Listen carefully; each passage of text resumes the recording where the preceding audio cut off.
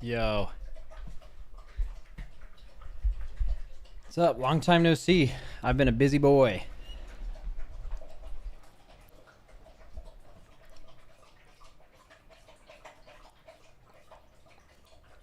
We never see each other anymore? Yeah, I mean, I've just been really busy.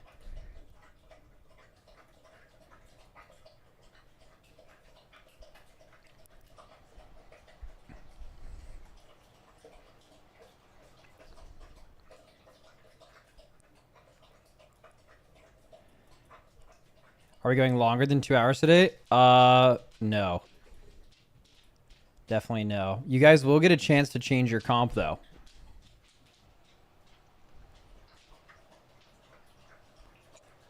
Overworking. All right, I'll just go live. I'm ready.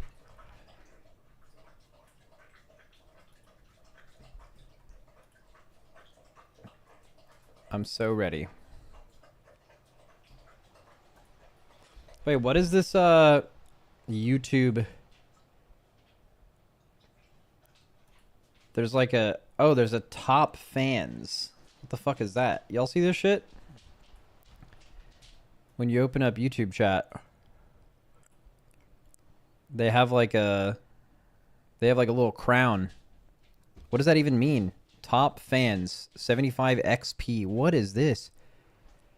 It's a place for fans to stand out. The top 3 get special badges. It resets every stream, so you can always try again. How do you get it? You collect experience. Here's how you get them. Send live chat messages, send super chats, or super stickers. So it's not pay to win. I guess you could send super chats. I don't even know what the fuck that is, though. Something no one ever does. So basically, the more chatting you get, but aren't they just gonna fucking spam? I mean, no one cares. It's just like it's probably a YouTube streaming play to like increase interaction by giving awards every stream. It's kind of like the Twitch version of like, you know, the Twitch version at the top. Sometimes it shows like it shows the top cheers, but no one ever does that. And it shows like top gifts, which also people rarely do that. So it's like the non-pay-to-win YouTube version for interaction. Will you stream the race on YouTube? Yeah. Yes.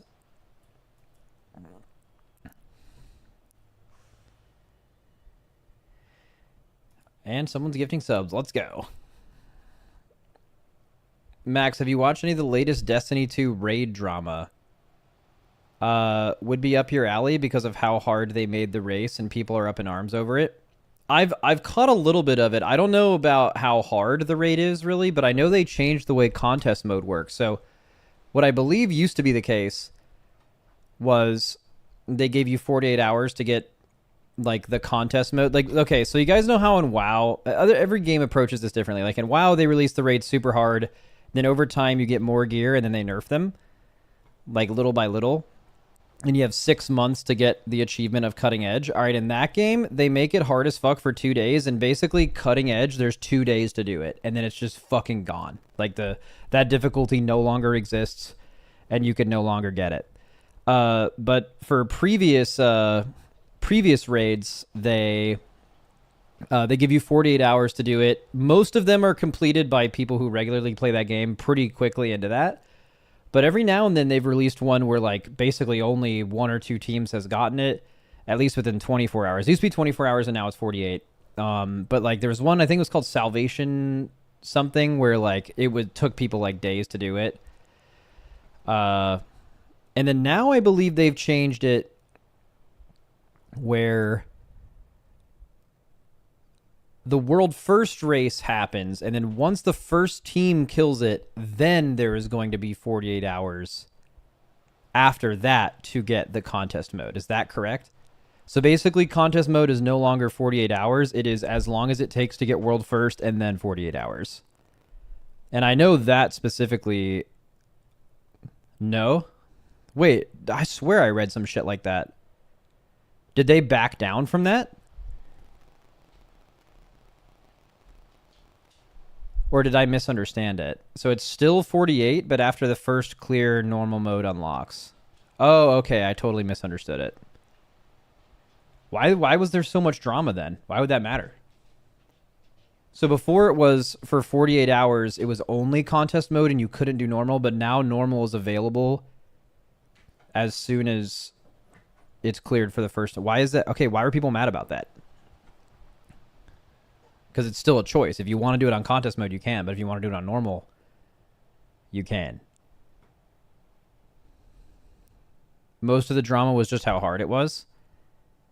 Yeah, well, that's a separate issue. We can get into that in a second. But if I'm correct, what I was seeing on my timeline is before the race, it was apparently a really hot button issue that they made the change to where normal would be available as soon as World first killed it.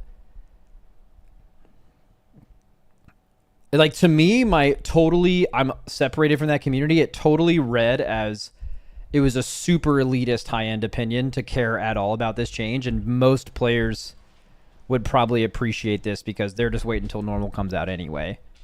That was my read on it. Again, no interaction with the community at all. That's just what it was reading to me. But maybe that's wrong. It seems like, I mean, this is true in WoW too, but I think Destiny, and this is, and I was able to, I talked to Dado about this at one point, and I think he shared a similar sentiment where, like, you know how WoW is like, there's this kind of misunderstanding with the top end community of like understanding the casual community at all, and definitely misunderstanding how many casuals there are. I believe in Destiny, the problem is even worse. Like, basically Destiny has like this high end community that, same thing as WoW, very vocal on Twitter, very represented on Twitch, like overrepresented on Twitch compared to the casual community for that game. And they definitely misunderstand how many casuals are and how casuals like to play the game. So when I saw that change, I was like, okay, well, there's a lot of casuals are going to love that change. And I just don't understand really why high-end players love that change and why they would hate it. And basically the take was, you know, people are just going to go into normal instead of do it on the harder mode. And it's like, well, yeah, that who cares? Like, but you don't have to, right? You are a player, and if you're a high-end player and you want to get contest mode before normal, you can just do that. Like, that's your shit, right? So why do you care that people would do that? And it's basically, it sounded to me just like crazy elitist gatekeeping type shit. So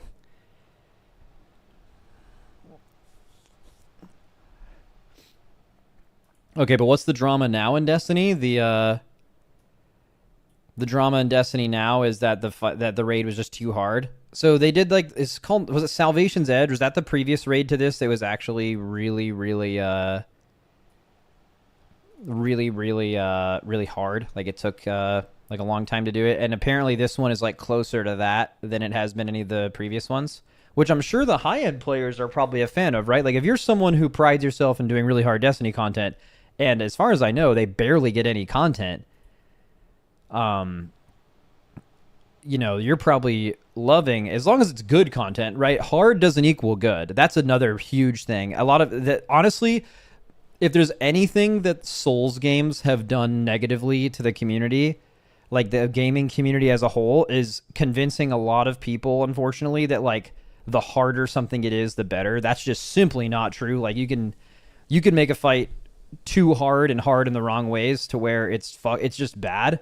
And you could also make something that's not difficult and make it really, really good, right? So like quality and difficulty are not synonymous. They're not the same. They don't scale together. But unfortunately, a lot of gamers believe that. But so I don't know if the fight is like good hard, but if it's good hard, I imagine a lot of those players are happy, because if you're only getting a raid like once a year or something, and there's only 48 hours of a mode that you really like, I imagine you're probably happy that it's hard. But, you know, the majority of Destiny players are really casual, and maybe there's a lot of people right on the line where they pride themselves on getting contest clears, but they pride themselves on getting contest clears, but they're not able to get the super hard ones, and they're used to, like, you know, like the Root of Nightmares are a little harder difficulty.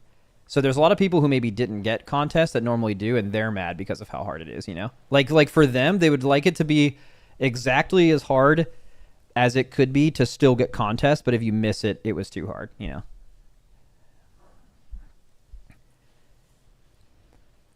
Honestly, it's really interesting that Destiny does their race like that.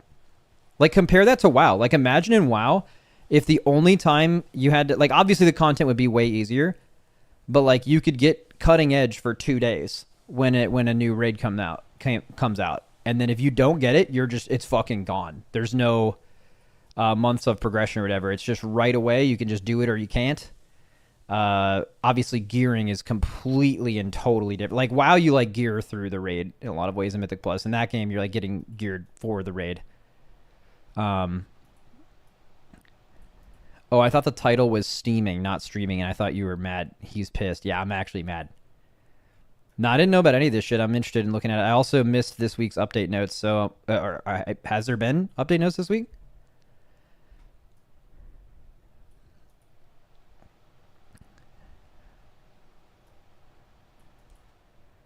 They basically did something completely different than old contest raids. It was all about perfect damage execution and not mechanics. Oh, and that even has bigger issues, right? Because at least when we played that game, like me, Shroud, and Skadoodle, Ben, Lip, played that game. We did Root of Nightmares contest, and it was really fun. We noticed though that like we came in and even half of us even farmed Artifice gear, but like the other half didn't, and obviously our gun selection was just like way fucking worse, and our ability to do, now were we good enough players to do as much damage as the top teams? Also no, because we were just new to the game, right? But we had some fucking gamers, and we had what we had, but like even just the guns alone, like a proper group setup for max DPS was like, in the amount of time we played the game, which we grinded it for like a couple weeks, was not nearly enough with how many things you needed to have from like the old game to actually compete at that level, which was kind of weird. I mean, WoW does kind of have Destiny contest mode if you think about it. It's just longer than 2 days. And there's not an achievement for getting it. But like, for as long as the Race World First is out, the bosses that are really challenging, like the last 2 or 3, have a certain difficulty to them. Or in this raid, even earlier, like Sprocket and Styx, they have a certain difficulty to them. And then at the end of the race, which is usually like 8, 9, 10, 11 days, those bosses are heavily nerfed. And then over time, by the time you get to them, they are nerfed naturally by gear. So they don't just instantly release normal mode or whatever when it's released. But like, in a way, contest mode in WoW kind of does exist. It's just longer. And way less people participate in it.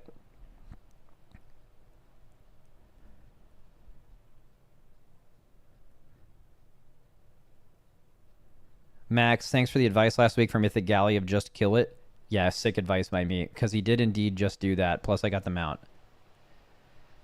Grats. Yeah, I mean, you asked me for advice on what you should do going into Gallywix if you've made it to 36% or something like that. And I'm just like, I don't know, just like keep pulling it. Because if you got it to that percentage, it's not profound advice. I wasn't being like clever by being really simple. Like, no, really just like Gallywix, you kind of just got to pull the boss a little bit.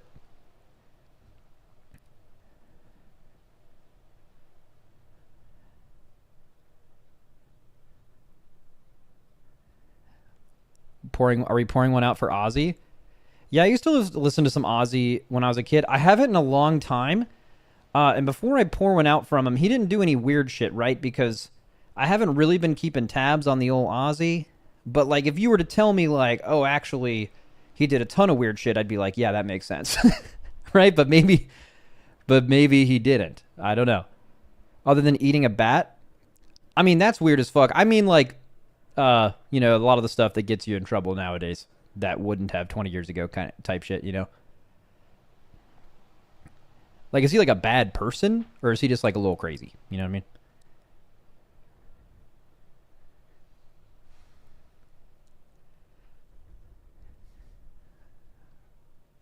Nah, he's just crazy. Yeah, all right, pouring out for that guy then. Pouring out for old Ozzy. That's Crazy Train, right? Dude, oh my God, I'm about to make so many people mad if I'm wrong.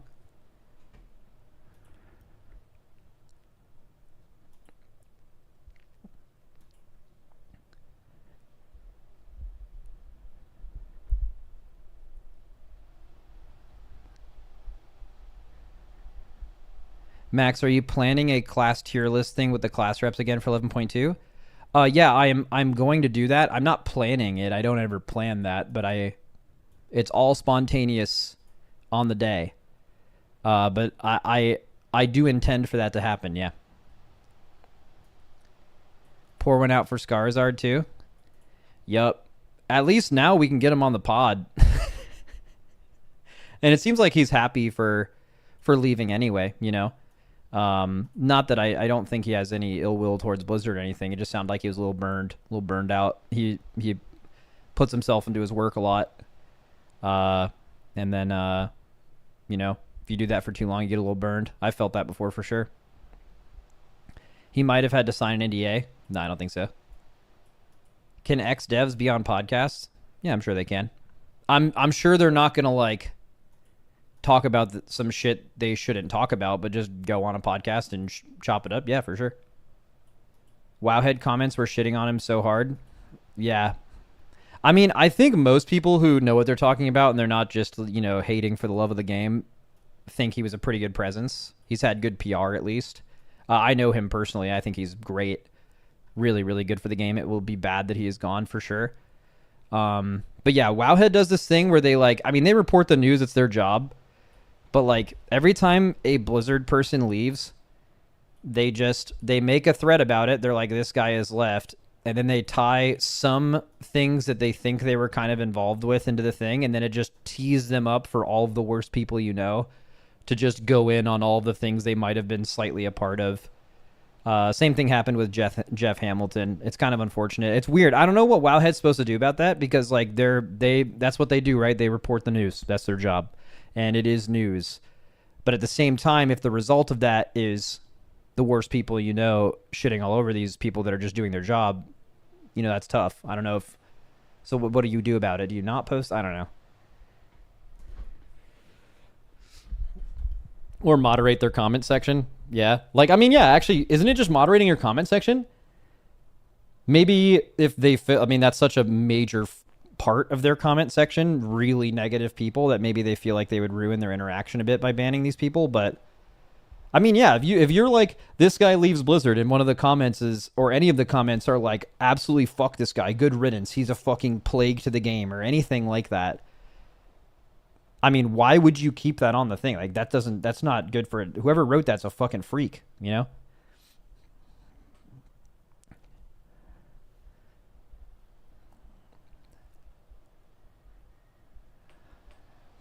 Ad money. Yeah, but then you have to ask yourself, like, if that's actually the answer, I won't say that's the answer. I don't know. But, like, if the answer is why you wouldn't moderate your comment section from being toxic is because of ad money, I mean, that says a lot about you. That'd be pretty brutal if that was true. Even as a business.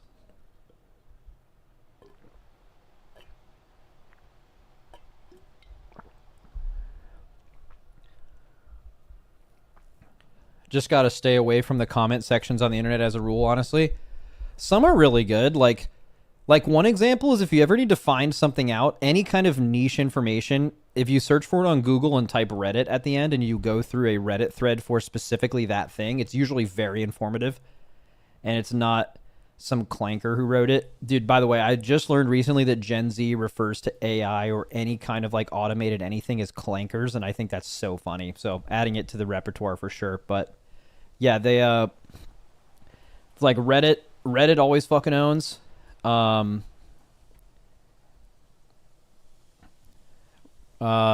like some Reddit can get real bad depending on the Reddit, but like informational type stuff is real good. That's what they call the droids in Star Wars. Yeah, cool. Yeah, I don't know where it's from, but I know Gen Z's making it a thing, and I'm a fan. The other one is being bricked up. That's one that I've always found very funny. How do you come up with that shit?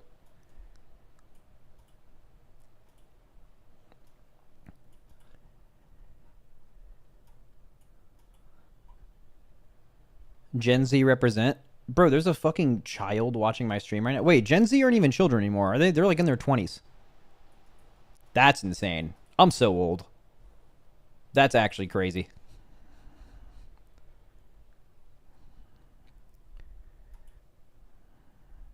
That's crazy, man. I'm like a younger millennial, right? 32.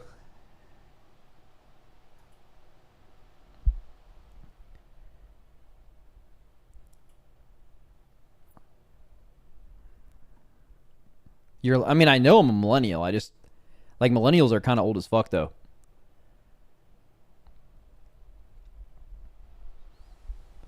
Not me, though. I'm young.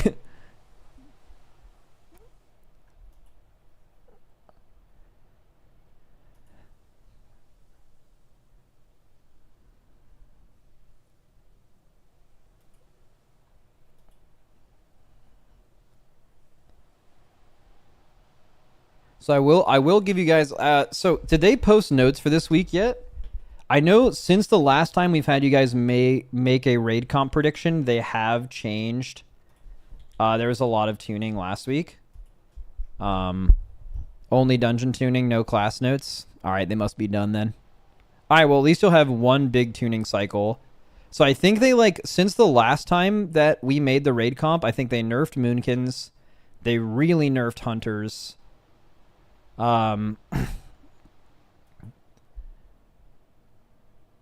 There's some other shit, but yeah, you guys, I know you guys had like multiple hunters in or something like that, so we'll I'll give you guys a chance to iterate on that later after we can hang out for a bit. Oh, anyone playing Mop Classic? Any Mop Classicers? I know Mop Classic is still like kind of controversial, the release time. Oh, I'm getting a call. 1 second.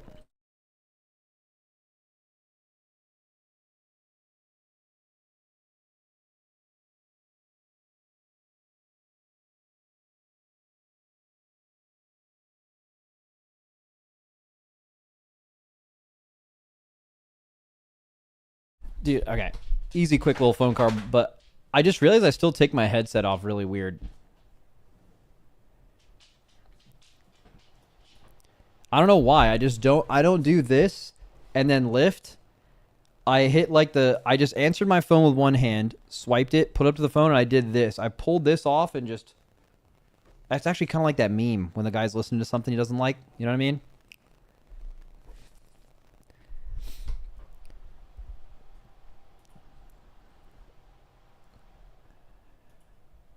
No desire to touch it after just having remix.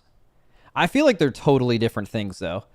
Like, okay, this is just me personally. If I'm going to play Remix, I'm going to, like, farm a bunch of rewards for my main retail account. But if I'm playing Mop Classic, I'd want to, like, be doing weekly raids with people that I enjoy through some old content while it's current. Like, well, technically current. I feel like the vibe and the reason to play is so different. But I could see for some people having those two things feel like there's friction there.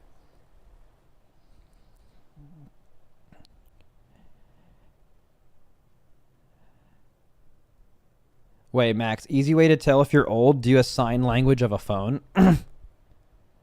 Wait, I don't even know. I mean, do you just hit this? You hit the fucking pinky? Am I old as fuck right now? What's the new one? Don't you hit the phone? It's kind of like a hang loose, you know what I'm saying? He's elderly? Wait, what the fuck is it now? Why would you ever change that? That's so obvious. They hold it like an iPhone. It's just a flat hand open palm now. What, like this? Like you're just holding. What? To your ear? Bro, that's dumb as fuck. Okay, I take back what I said about Gen Z, dude. That's actually crazy. That's dumb as shit. I'll say it. If someone has to say it, I'll say it. They have some good shit. That's a bad one. Isn't it also true, and I don't know if this is Gen Z or whatever the younger generation is, they don't they call like if you call one of them, they won't say any, like the expectation is that if you call someone, you should be the first person to say something. So like for example, let's say someone calls me and if I right, like I'm just going to stay fucking silent until they say something instead of being like, "Hey." You know what I mean? That's I don't know. I feel like there's like that little, I mean, it's weird. They've grown up with like phones and technology from such a young age that like I could see that kind of thing just being super. Oh, someone said, Yeah, someone said they get so much spam, like spam. They've had phones since they were really young, and because they get so much like spam telemarketer calls, that is why they don't answer. That kind of makes sense. I got that. A fucking clanker's ringing you up. Goddamn, that sucks.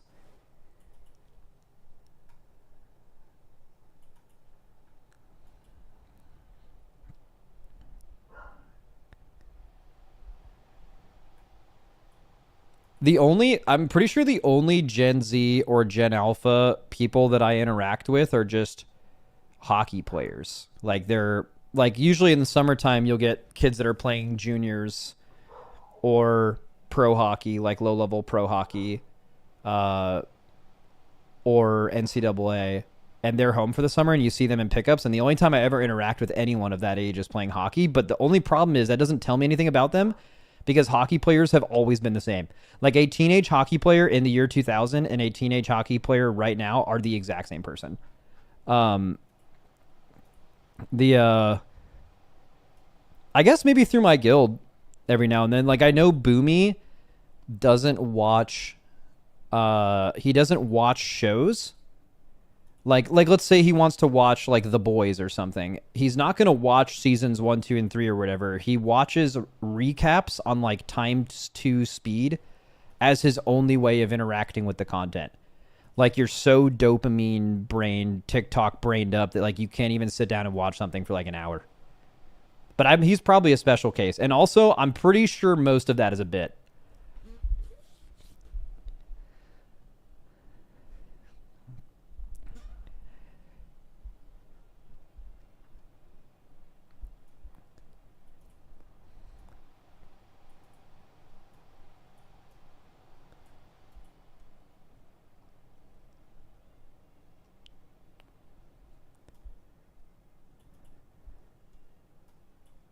Dude, I might have so someone approached me recently of like potentially, you know how I dual stream on YouTube and Twitch right now, of just like adding another streaming service, and it's just free extra income potentially, but also like maybe there's some kind of deal associated with it. But it'd be like adding Kick. But I don't understand that for my stream at all because I just don't think like the average Kick viewer and at least my yapping streams would have anything in common, you know? Like I don't even know why any of them would want to watch that. But for the race though, like if I could find a way to have the race just on Kick, like for example, I don't really interact with my Twitch chat even during the race, certainly not YouTube chat. But it pulls in a lot of viewers and I make a ton of extra money off that, so it's great, right? It's just in another place. If you have YouTube Premium, you don't get ads, stuff like that. So if I could just add a third place to that, fucking why not, you know? But that's the only thing is it would only be a racing. Like I can't imagine like right now if I have my Twitch, my Kick chat open, like I just don't, like I don't cheat on my girlfriend. I don't gamble on stream. I'm not a grifter. I feel like there's just very little, like actually crossover with like the Kick audience that I don't know what the yapping streams would really, like nothing would really come of that.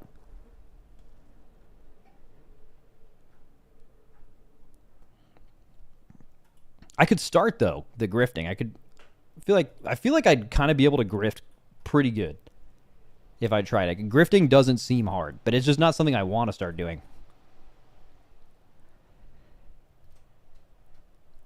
Max, how hyped are you for the new raid? Yeah,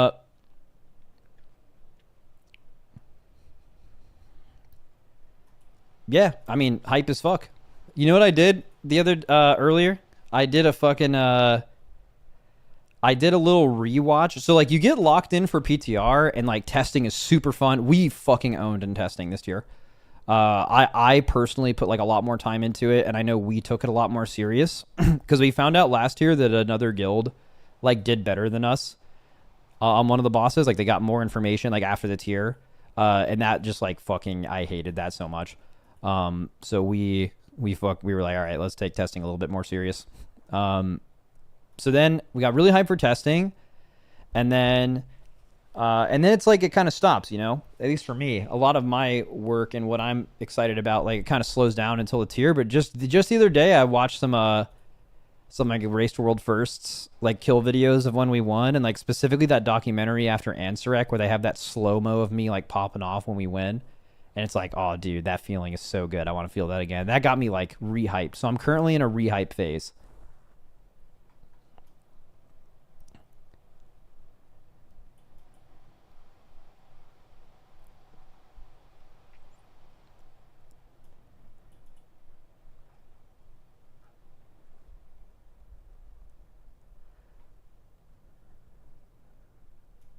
You watch yourself, you changed. It's watching the boys, dude. Watching everyone like get hyped after the race is over. Cause like low key, we were kind of robbed of that last year. Like, dude, look at when we get what Liquid World First Gallywix. I know you guys probably remember it, but like, look at my fucking face, dude. Like, wait, did Franck clickbait thumbnail me being excited from a different boss? Wait, how did... One second. That's not from Gallywix. But I'm wearing the Liberation of Undermine jersey, so it can't be from Ansurek. That had to be from Muggsy, maybe? I definitely got this hat before last year. A little green hat with a mushroom on it. Goes crazy. Or Styx. Bro, imagine this is what you look like on the 4th boss of the raid. That is true.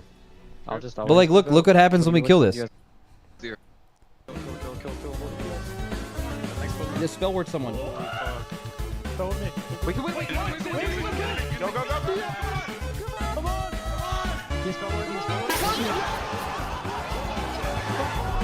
Yeah, like I'm really glad most of our team, like, even though it was an anticlimactic ending, you played the whole race and you won, and that's great.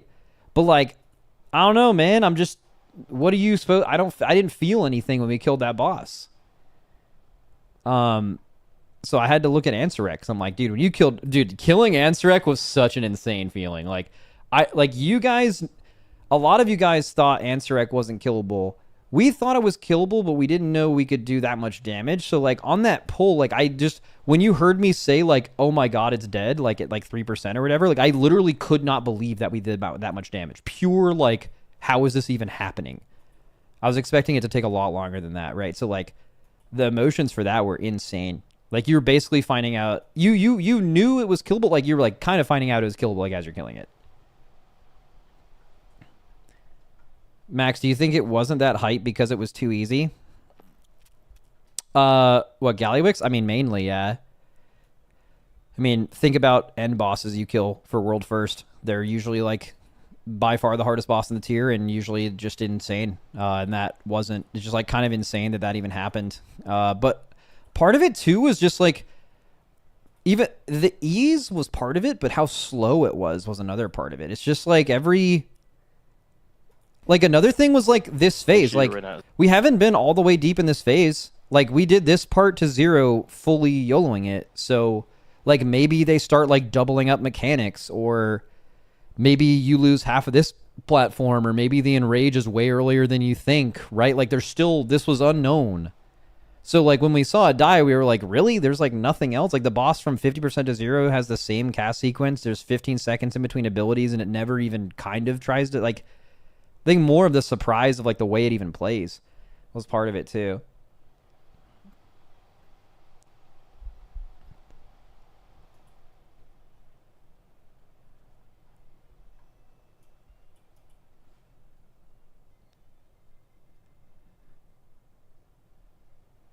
Max, do you think Blizzard will overcompensate the end boss this race because of how easy Gallywix was? Nah, I mean, so... In general, what they've always done, like you could say, hey, are they going to err on the side of caution? And if they're going to make the boss, if they're not, they're never quite sure how to tune for us because they can't test it internally. They kind of just make something they think is possible, then they make it a little harder and just see if we can do it. So it's always going to end up being a little bit too hard, if anything, and that's what it is most of the time. So you could say, oh, in this tier they're going to do that because of Gallywix, but the thing is they've done that for every boss besides Gallywix for like 10 years. So that wouldn't be new. Gallywix is the different thing, right? So it's not like this happens commonly and they're like, oh, well, it just happened, so it can't happen again. Like, it never happens, right? So I kind of doubt that it would be any different, really. Obviously, you expect it to not be Gallywix again. You expect Dementius to be... I mean, Dementius... I mean, also, like, part of this was... This boss was really unique in the way that they made it. This boss was completely new for Mythic, and the Dungeon Journal didn't tell you how the fight worked. So there was an element of this boss where maybe some of the difficulty was like, well, we don't need to make it crazy hard because, like, they're not going to be able to just figure this out on Heroic and then do it on Mythic. Like, this is going to be a totally new fight, which it was. And maybe they put too much emphasis in us figuring it out as part of the difficulty when we're, like, really good at that, right? So, but this next boss doesn't really have that element to it. It's a regular end boss where it's the Heroic version, but the Mythic version is a little harder, and there's some really crazy mechanics, and, you know, it's a bit easier to understand, which is usually means they can kind of lock in on the execution part of it, which they didn't on this boss. The dude's name is Dementius. That shit just sounds like a hard boss. Yeah, kind of. I mean, so the weird thing about Dementius is, as opposed to other end bosses, so ignoring Gallywix, because Gallywix was, the intention was that you couldn't really know what it was until you got there. But even other bosses like Ansarek, you were not sure what that boss was going to look like. It was really hard to visualize it, like looking at it. Like, so many things could have gone different ways. Like, right up until the tier, the portals that go on each side weren't even portals in P2. The tank swap side, and other people, like, there was a tank mechanic, and, like, things were just constantly changing. And this, like, Dementius, I would say, as opposed to most end bosses, is really easy to understand. I feel like how the fight plays out, and if you were to draw on a raid plan, maybe not exactly what you do, because you don't know the timings of everything, like how often you get certain things, but if you were to just break every individual mechanic down and be like, here's how you'd probably deal with that, I think it'll end up being pretty close to how you would deal with those things. And then it's just a question of what combos of things do you get and stuff like that. That's not common. Like, on most bosses, you don't even really know what a mechanic will look like. I feel like on this one, they're all very easy to understand, but they're very hard. Like, especially the last phase is going to be... Like, they're doing this shit. Like, Dysognet Sepulcher. Is that how you spell? Is that how you spell Desausage? Okay, let's look at Echo's kill video of Mythic Desausage. Okay. So, like, this is one of the main mechanics in the last phase of Dementius, right? Let me get to it. So, not the soaks, none of this shit. Let me go, like, later in the fight. It'll probably be a better time to look at it. This was an early raid version of this, but, like... Wait, I guess I just can't find any example of this for some reason. Oh, here it is. So you see this ring coming across the room, and there's one here, and then they blink it and they port it, and then there's a third one, and, like, the idea is you have the basic bit for this mechanic in World of Warcraft is if you get hit by any one of these little things coming at you, you take damage, but it's livable, but you get a 6-second Vuln that's unimmutable, or somewhere around 6 seconds or 5 seconds. It's 6 seconds on the last boss, at least last time I looked. And if you get hit by another wave, you just instantly die, right? So it's a huge movement problem to solve, and positioning. And this is the main mechanic of Desausage, but this is just one thing that happens in the last phase of this last boss, alongside a bunch of other things. And it also is like Raszageth P3, where the size of the room starts big in P3, and then as the phase goes on, you have less and less space to play with, right? So, like, later on in the phase, this is just going to be, like, probably really challenging. So, yeah. Like, but the thing is this is easy to visualize. But it's like, this in combination with some of the other stuff that's going on is just definitely going to be insane. It's going to be crazy. Someone in chat rips, bro, I'm straight up getting brainwashed with Taco Bell ads and it's working. Yo, speaking of Taco Bell, they made a Taco Bell cantina in LA. The previously like the only one in the country was in Las Vegas. But that made me realize I don't really know what a Taco Bell cantina is. Is it just a giga Taco Bell? Like it's a huge Taco Bell, or do they do shit different there? I thought the bit was they did things different. Oh, they have booze. It's a bar. Okay, that's the bit. I mean, that kind of... Yo, Taco Bell with alcohol, and it's like a little bit nicer establishment. Like it's in downtown. It's not like at some random corner. I feel like that might go hard. Max, with Soul Hunters being optional, if it's too difficult, would you guys bum rush Big D and then go back? Bro, no. I mean, after doing Soul Hunters on testing, unless this is a 1 week raid, which is just extremely unlikely in general in raiding history, it's just really unlikely that ever happens. And even then, is that going to happen the tier right after Gallywix? Like, probably not. So unless it's a 1 week tier, I feel like you're going to treat Soul Hunters just like any other boss. Because if it's a 1 week tier and you can rush to the last boss, however much time it takes you to progress Soul Hunters might not be worth it for 4 mythic items, right? You could kill the last boss without 4 mythic items. Like you could have killed any end boss in history with 4 less mythic items, right? So fuck it, just go there, right? You want them boots? You'll already have every single raider will already have them on either normal or heroic. It'll just be an eye level upgrade on boots. It doesn't matter. So in 1 week, if it's a 1 week tier, you'd take advantage of the fact that it's optional. But if you're ever going to re-clear, which spoiler, you like almost certainly are, you're killing the boss twice by killing it once. You're getting 8 pieces for 1 kill because now you can kill it in the re-clear. So because of that, if it's not a 1 week tier, I feel like the fact that it's optional is going to be completely irrelevant. Like maybe you kill Fractalus first or something, and maybe there's some gamesmanship on who goes there first to not give up information. But like, you could just go there first, and then someone would give you Fractalus information or something. You know, like you could just choose to go there. And maybe the more important thing is after seeing it on PTR, unless they massively change it, it's just a fucking council boss.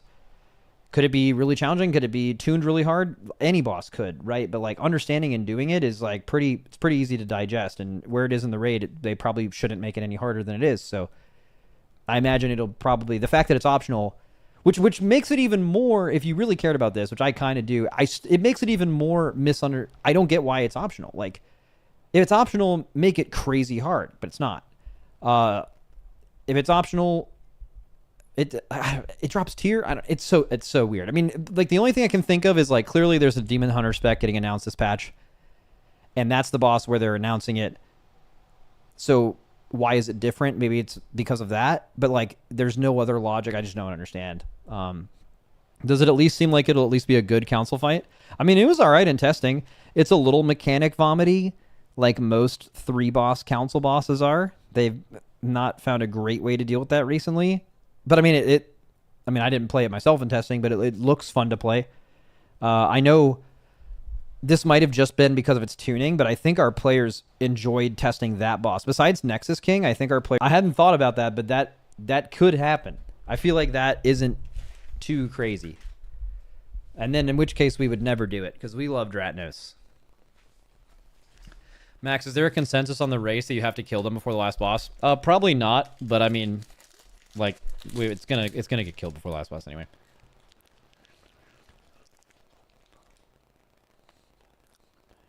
Is there any concern and disappointment for you, the guild, with the Midnight Gamescom event overlapping? No. Well, I mean, so would I like to be live and react to something like that? Easy viewership is something I'm interested in. It makes it more fun for me to react to that with all of you guys than just off stream on my own.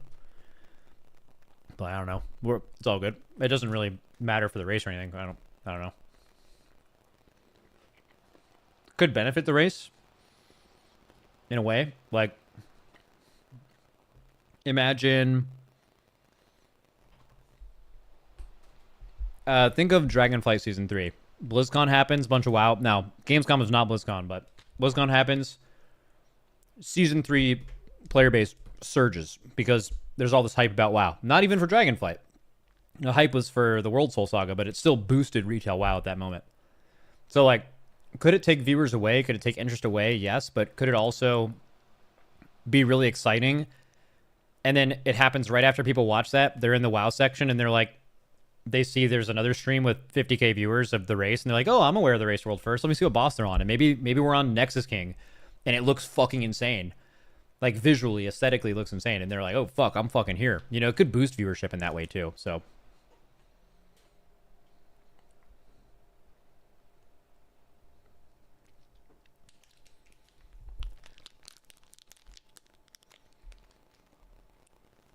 Are teams allowed to have a sixth man for MDI TGP? They are.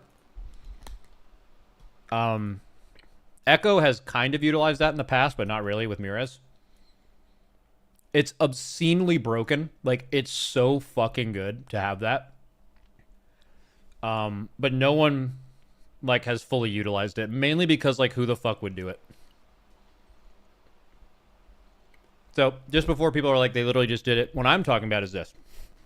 You have someone on the outside who calls every stun, every, like, important thing of every pull in Mythic Plus. They become the shot caller, but they do it from the outside, which, as we learned from 21st Man shit, super fucking OP. To where everyone in the group can just play the game. No one has ever done that. That's not what Mirez did for Echo. Mirez was a great resource for Echo, with weak auras and, I'm sure, input, but he was not doing that. They had a shot caller in the group.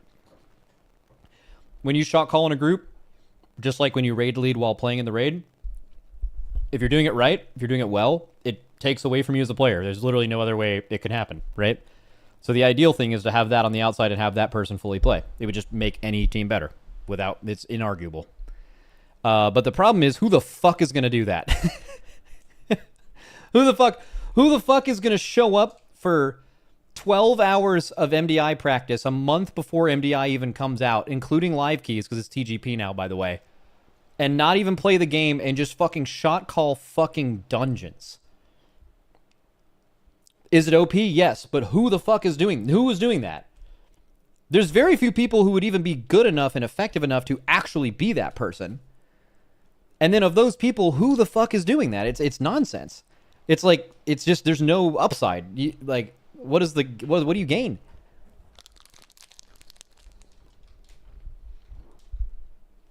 The prize pool would have to be way bigger, yeah. And even then, it'd be fucking, oh my god, it'd be so boring.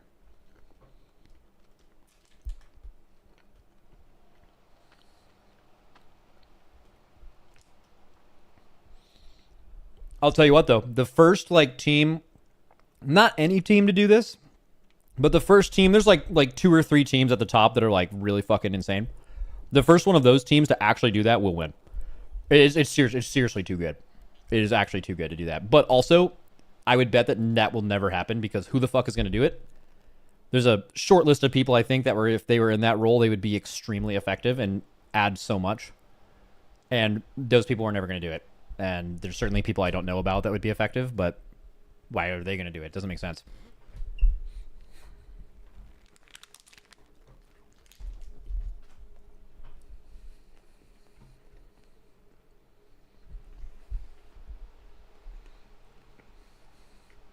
People who would have said that about the 21st Man until you did it, that's true.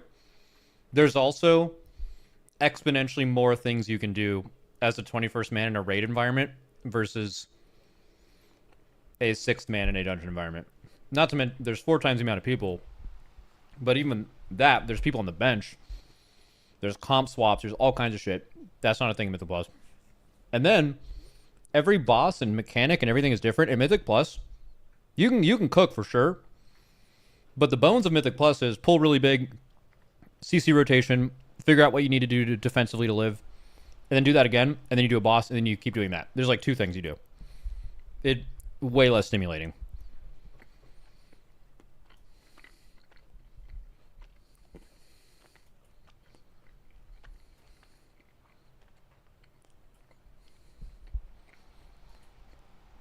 It sounds like you should do it. No. There's no world. You're so bad.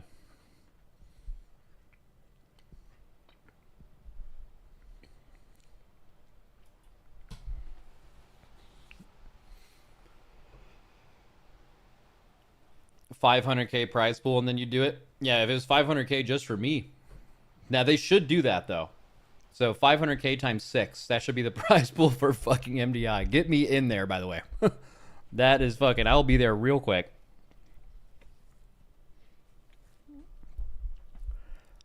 Max, have you got the comp already for the race?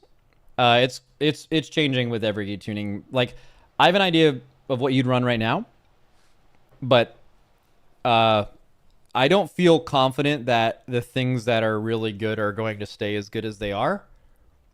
Sometimes you do. Like, I remember, man, I forget what fucking rate it was, but it's been a few recently where the comp you had a month out for the tier was like fucking right.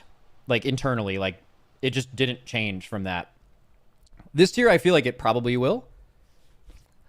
I don't know why, but also maybe it won't. Speaking of raid comps, I'm going to give you guys a chance to edit yours.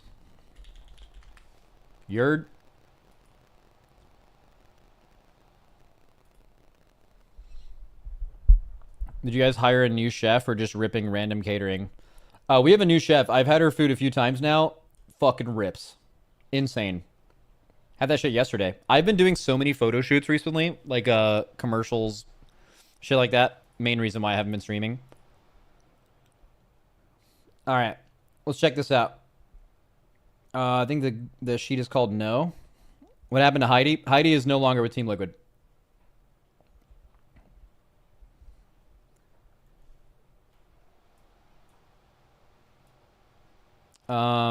Here we go.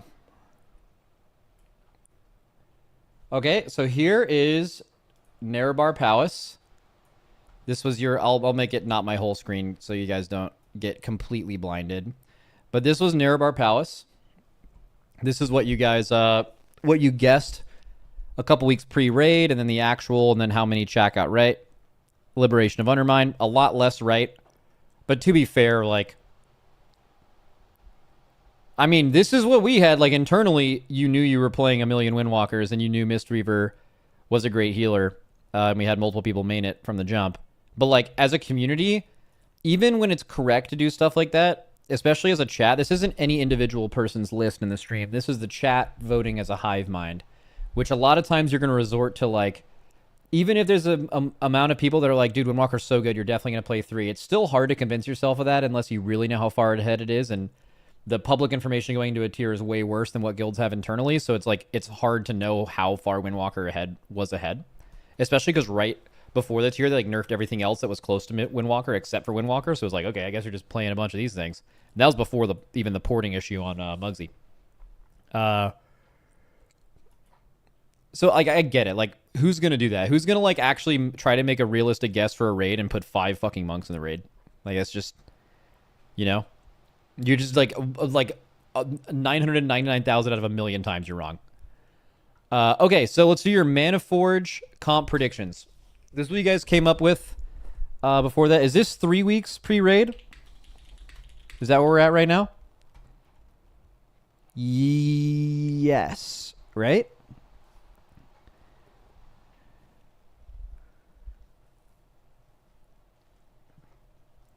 Yes. So 3 weeks pre-raid. I'll just go ahead and copy this shit. And I'll give you guys the opportunity to make some changes. Let me go to Wowhead real quick and look at the most recent changes for retail. And just show you guys what has changed since you have last voted. So let me go... So you'd have to go source and then scroll all the way down until the most recent one. Is it not wide enough to... Oh, yeah, there we go. So this was July 17th, I think was small, right? Oh no, this was not super small. Okay, so we'll do... God, when was the last time I streamed? When did we do this? Was July 14th? I think July 14th happened like one day after the last time we did this.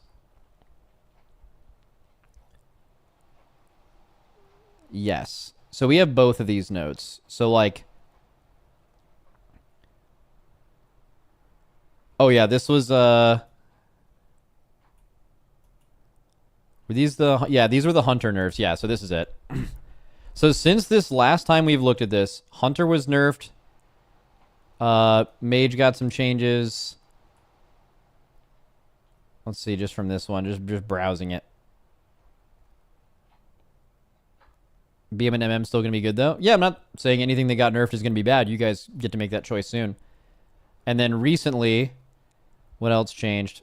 Some DK changes, Frost DK nerfs. Oh, yeah, they nerfed Moonkin as well.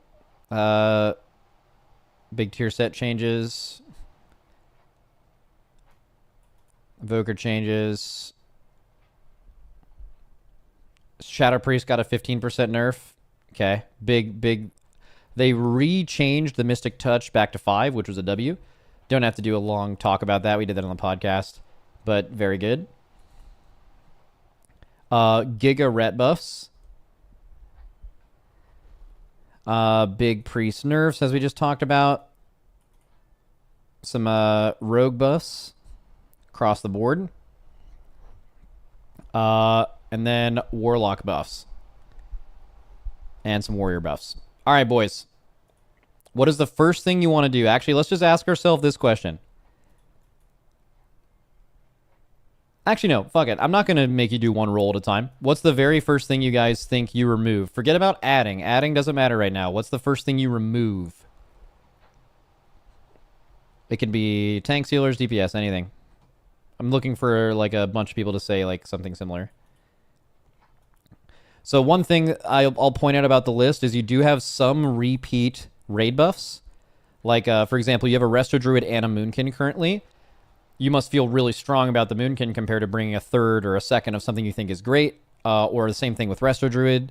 Because, like, you are gaining a roar, but, like, you're doubling up on a raid buff spot. So, like, that's something where you feel like both of these things are very strong. Rather than just one of them for the buff, basically. And I'm not seeing any arguments right now to remove Resto Druid. Maybe we'll get there in the future. But it seems like people want the Moonkins out. And if that ends up being the case, that would be, man, Moonkin just hasn't been good in the race for a long time, if that ends up being true. So you guys are saying Moonkin out. I'm just going to go ahead and do that. I'm also seeing a lot of -1 Shadow Priest enjoyers. Can I get a consensus on that? Can at least for now, a -1 Shadow Priest. Is that what chat is thinking?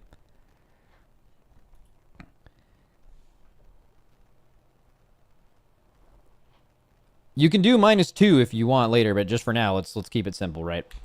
Okay, so seeing a lot of -1 Priest. Minus Prot plus Brewmaster. Okay, a lot of Brewmaster enjoyers. -1 DK. Okay, a lot of -1 DKs. We can add it back again later, so we're not tied to this. This is not like permanent. Okay, so we removed 3 DPS. What about a tank? Let's before we do any more DPS, because we can do that later. Let's like focus on tanks and healers. Let's compile some tank and healer opinions. Is there anything you guys feel like tanks and healers that should be removed right now? Seeing a lot of -Prot Pally plus Brew. Actually, a lot of people are saying Prot. Definitely specify. They're both Prot. So just say like Warrior Pally.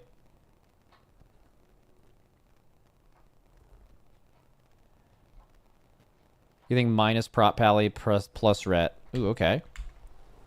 Well, we'll worry about... well, obviously you have to add a Holy Paladin or a Ret Paladin, right? If you're going to remove Prot Paladin.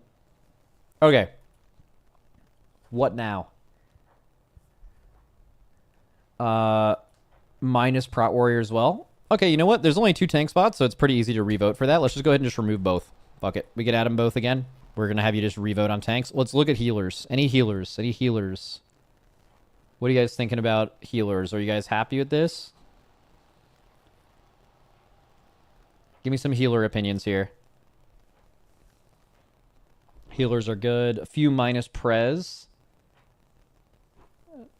Okay, seeing a lot of definitely majority -Prez here. Okay, so for now I'm going to remove Prez. We can add it back again.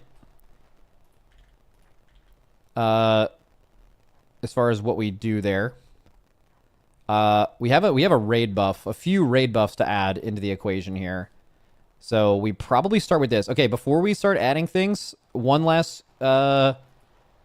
DPS thing. So obviously, things that are not required that are in the DPS comp right now are you currently only have one shaman, so you need enhance. You have no rogue, or you have only the ability to get the rogue buff from here. Do you need the rogue buff? It's strong, right? It's really strong. But like, if rogue was actually terrible, could you sit it in the race? Like, yes, it just hasn't really happened.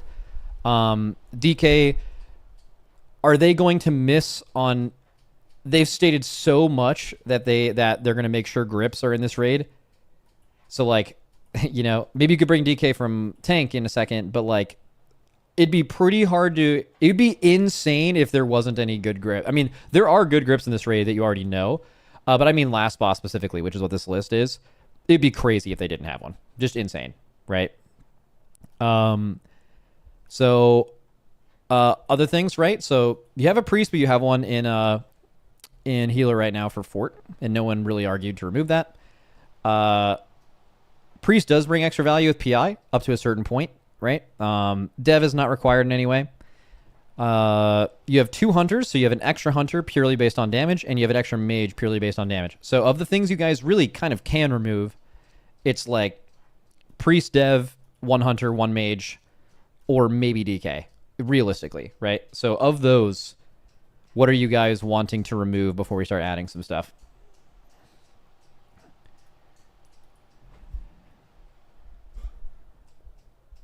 All of those stay. Some people are saying, someone's saying minus, a couple people are saying minus 1 hunter.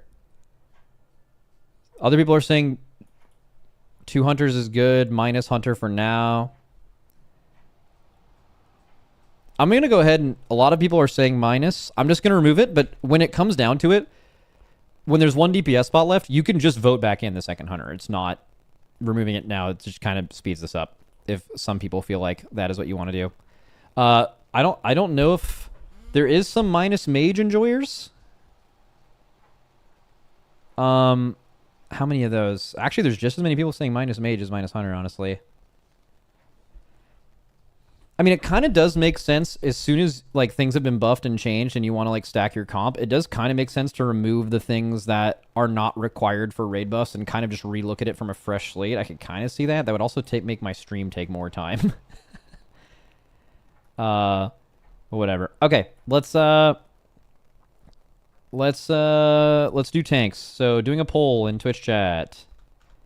Tanks, what are you guys feeling? So I'll put Blood DK. The one you guys haven't been arguing for is Guardian, so I'll put every tank that isn't Guardian on the list here. Actually, this is the wrong thing to do for tanks. We should actually talk about raid buffs first. Different tanks. We're not doing tanks. We're doing raid buff. So Pally raid buff. Where do you guys want your Pally raid buff? I will put the 3 specs up for vote. We have Prot, we have Holy, and we have Ret. That's the first thing we vote on. I feel like instead of doing actual rolls, it makes sense to do where you think you actually want the...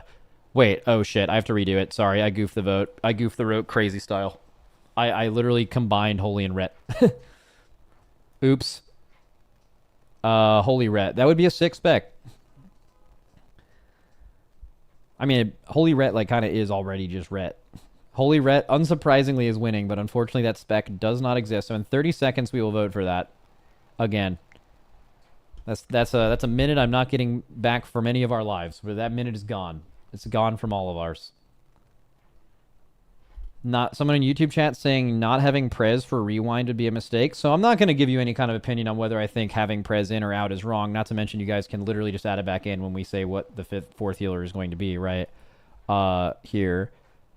But I do want to state that I've seen people say this and I don't know what you mean. Like, what mechanic has existed in the past where like rewind was just what you needed to do that thing? What makes rewind different from every other healer's healing cooldown that is usually on a longer cooldown and kind of big?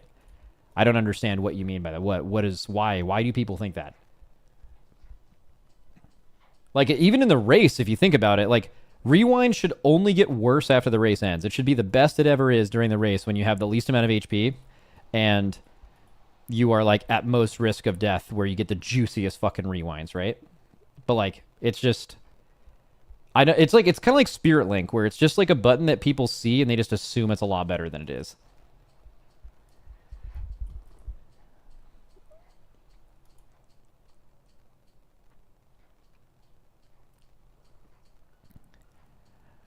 because you have said it before. Oh, I made you all think Rewind is insane. Dude, get gaslit. Get actually fucking tricked. Okay. Revoting on the Pally thing. Except this time, hopefully right. Okay. Pally, our buff. Holy. Or let's do Prot at the top, because as I did last time, I don't want to bait people. Prot, Holy, and Ret. This will for sure be right. Alright, where is our raid buff coming from? Paladin. Now that Holy Red is not an option.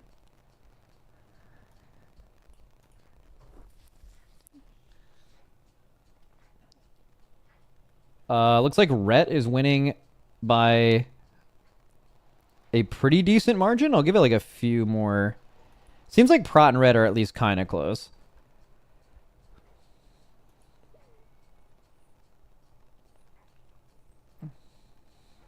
Hey Max, when is it worth to not take a raid buff?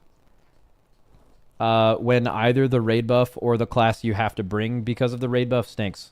I think that's pretty obvious, right? If it stinks bad enough, you just start asking yourself, do I really need that thing?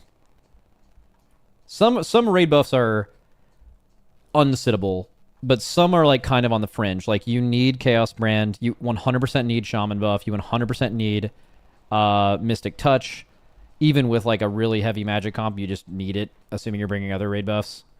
You 100% need Mage, you 100% need Warlock. Actually, Warlock's kind of on the fringe, it depends. As long as you can have someone drop Hellstones in between every pull, which is not something you should want to do. Priest is not sittable. Obviously, Druid isn't sittable. But like, you know, DK, sittable based on the fight. Rogue, kind of sittable. Paladin, also kind of sittable.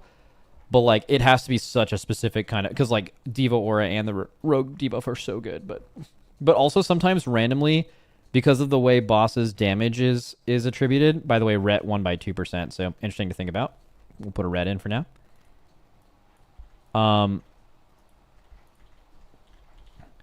Ooh, is this gonna... When was the last time Ret was in for an entire raid? So it was brought on... It was brought on Ansarek, and it was fine on Ansarek, but like... If you didn't need a certain amount of root breaks, I don't think that slot was a Ret Paladin. Aberrus? Oh yeah, you did play one. I think Aberrus is right. Max, can we just do Ret versus Prot? Because it was really close. It's going to be another minute of our lives. They were really close. Yeah, that's fine. That's fine. But I'm not going to like... I'm not going to take the whole minute if it looks obvious. You're right. We'll just remove Holy. See what the Holy enjoyers think. It was within 2% of each other. I mean, that's enough for a recount.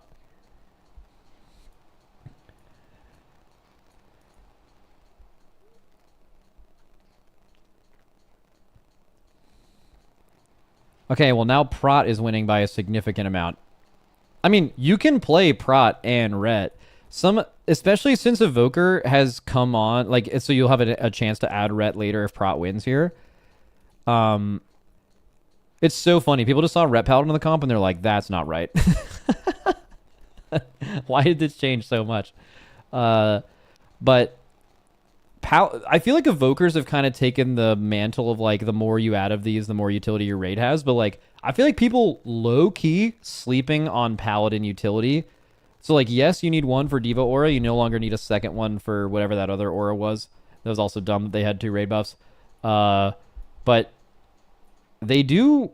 I mean, adding one Paladin to the raid adds an immunity. It adds an external that's on a very short cooldown and very powerful. It adds bop, right? It adds freedom. Like, all those things can matter on fights and be pretty important. So it's not like... You're not ever mad about that. In fact, Prot Paladins like used to be the Evokers before Evokers existed, if that made sense. And spell warding on Prot Paladins specifically. Okay, so minus Ret plus Prot. We can add the Ret back in later. Easy. Cool. Okay, now, are we missing any raid buffs at the moment? We currently have all of them, I believe. We do. Okay, so now let's just vote on the last tank and healer spot. So, oh no, we're missing... You're right, we're missing the warrior buff. So true. So true. Okay. Warrior buff. Are we going Prot Warrior? Or are we going DPS warrior. This is interesting because you guys, if this ends up being Prot Warrior, you guys removed Prot Warrior and Prot Paladin just to add back Prot Warrior and Prot Paladin, which would be interesting. Okay, DPS Warrior is winning by a significant amount. Okay, so at least the tank comp looks like it will be changing.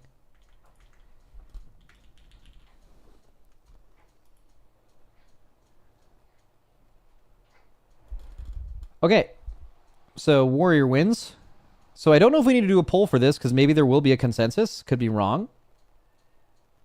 But for the second tank spot, not that it could also be a warrior, right? Maybe you want 2 rallies or something, but Brewmaster. Interesting. So you guys didn't really vote to remove Mistweaver, so you guys want to add the second monk buff, which, as we learned from last tier, and maybe you should have known already, it just simply doesn't mean that once you bring +1 raid buff, like anything after that isn't brought. If the class is good enough, you could bring multiple of different roles and all kinds of shit, right? Funny enough, I don't think there's ever been a raid where it was correct to play Mistweaver, Brewmaster, and Windwalker. Just a random aside there. I don't think that's ever happened before. Not to say it couldn't, but I don't think that's ever been correct. Okay, so Brew is winning by a mile. There's some Vengeance enjoyers and some Blood Decay enjoyers. Oh shit, we might have to vote for this. We do. There's a lot of all of them. Okay, that's fine. Second tank.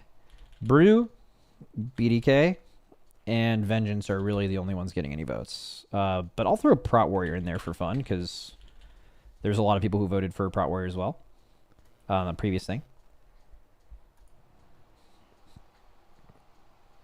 Guardian. Only one person said Guardian, so 2 people actually now, but it looks like it doesn't matter because Brewmaster is winning by a significantly large amount. So, also, is there some logic in that Brewmaster got reworked this patch, and there's just an extremely high chance from history now where since Dragonflight and classes have gotten those like specific reworks in between seasons or like in the patch in the middle of the season, the hit rate on that, in meaning that like how good they are immediately when that goes live, is like 90+%. It's not every time. There's been classes who got reworked, they were too strong, and then got nerfed, and then ended up not actually being optimal. But that's pretty rare. Like, oftentimes, and like you'd have to think from Blizzard's point of view, it kind of makes sense for these things to be good. Like, if they're announcing on a patch, we're doing rogue reworks, we're doing monk reworks or whatever, what they're doing is they're advertising to people who play those classes like, hey, if you've been a little stale with the game, like your class is going to feel a lot different. You should come back and try it. Now, with how often people, if you're playing PvE, enjoy themselves, it depends on what kind of content you do, but you could make the argument that the quicker you get invited to pug raids and Mythic Plus keys, the more fun you're having over like your whole season playing WoW. Actually, I think that's just like clearly true, right? So like the Blizzard is incentivized, if they are advertising these reworks, to make sure that those classes are not only fun to play and you feel validated for coming back to the game or whatever, but also that they are good. Like they're kind of incentivized to make sure that they are strong, right? And not to mention the stats back that up. So you guys have voted in Prot Pally Brewmaster, which is an interesting comp. When was the last time this was played? Little aside. World First Kill, Prot Pally Brewmaster. Doesn't seem that far off. It couldn't have been. Actually, I don't know. It's been a fucking minute, hasn't it? Ansarek? We played Guardian Jordan Ansarek. Aberrus, we played. Oh, we did play some interesting shit on Aberrus. Wait. Sarkareth, World First.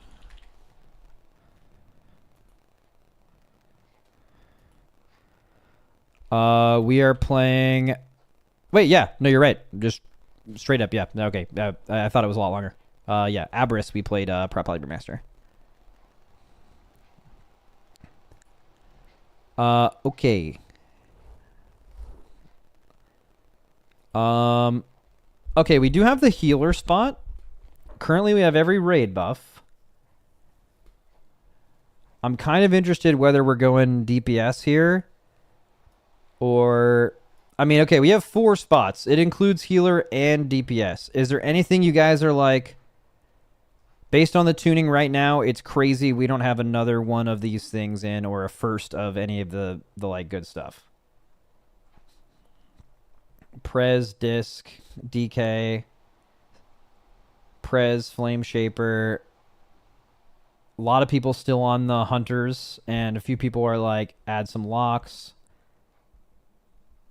Okay, so I thought that me asking you guys all of that was going to help me narrow down where we should go next, and it just simply hasn't done that at all. Refocus here. We're going to healers. All right, 4th healer. Because this was too confusing. I messed up. My fault. It's not your all's fault. It's my fault. But you guys said too many different things to where it actually didn't lead me in any direction. So, okay. 4th healer. I think we can list all of them, right? No, we can't. So priest. Let me just see what you guys are saying. I'm definitely seeing a lot of Prez, seeing a lot of Shaman, seeing a lot of Mistweaver. A lot of it. Okay, so people are really not sure about the healer comp right now. Might have to do 2 votes here. So I have 2nd priest, I have Prez, I have Shaman, I have Mistweaver, and then people are also saying 2nd druid, but a few people are saying holy paladin. So what I'll do is I'll just do 2nd druid because I see more of those than holy paladin. And if for whatever reason, like whatever healer wins and people are like holy pally, I'll just vote holy pally versus the thing that won if there's enough people that are really mad about it, just because I can't put all the things here at one time. So okay, putting it up. Max, has there ever been 2 Resto Druids in race history? Yes. So Resto Druid used to be like hard stacked in, I think this is kind of top of my head, but like WoD, Legion. It was like you ran 1 to 2 Resto Druids in every raid for a long time, and then they fell off the face of the earth in like, I think starting like 1st or 2nd tier of BFA basically. But yeah, it was a long time ago.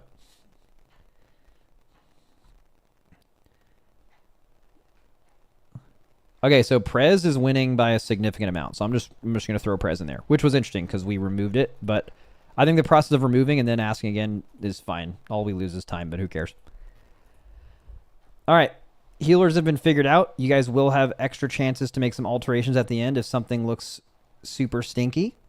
But DPS, so let's not worry about removing for now. Let's just add, and once everything's full, you guys can remove if the consensus agrees. We have 3 DPS spots. What do we want to add? What do we want to add?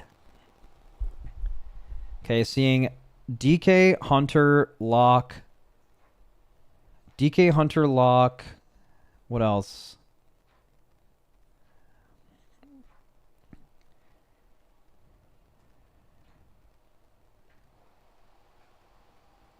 Definitely the majority are those.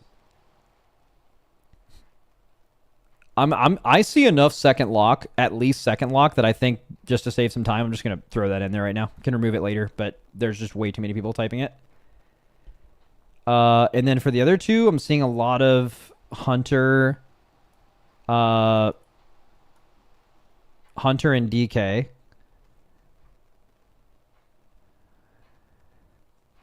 This definitely, the vast majority is just 2nd DK, 2nd Hunter. All right, I'm going to try something different. I'm just going to throw a 2nd DK and a 2nd Hunter in. And I'm going to see if you guys want to remove anything here. And it can be something we literally just added, by the way. Because I did try to save some time here. Minus DK. Okay, so you're basically... Yeah, DK is a really hard one to gauge, because regardless of what you think about their damage, right, if you get to an end boss, and this is a tier where they're really focusing on grips, like, there's just a potential you need multiple DKs. And not to mention, there's been a surprisingly large amount of end bosses where running 2 Death Knights was correct. Like DPS Death Knights, even. So, like, it's not even historically that wrong, right? But also, like, DK is the kind of class where, like, you get to a boss and realize you need a grip and you can swap out some tanks. Now, the fact that you're running Brewmaster makes that a little hard because like you can't sit Prop Alley, right? It's your Devo Aura. So like if you're gonna sub in, maybe the Brewmaster tank has a DK alt, or your DPS player plays Blood DK really well, and you swap him in based on the scenario, right? What is it? Someone in chat says, I feel like it's either 0 DKs, no raid buff, or 2 DKs for grips, or 4 DKs, OP damage, and AMZ. Yeah, but like, yeah, you have to choose though, right? Like, we're not choosing for the whole raid, because obviously not every fight needs grips, and then like DK's raid spot is up for grabs. Also partly what DKs hate about that whole situation. But we're talking about the end boss, and there are ads that could be gripped on the end boss. We just don't quite know yet. And honestly, I just think it would be fucking crazy if they goofed that. After all they've been saying, it'd be wild if they goofed. Like if you do the last boss and grips are 100% not necessary. Actually, I'm not gonna say not necessary. Like even if you can grip, but you could get away without it, like you could do a knock or something. And like I feel like they'd be goofing crazy. They're gonna get people are gonna be really mad at them, and they'll be very valid for feeling that way. So I doubt they'll fuck that up. It's pretty easy to make a fight where grips are really strong.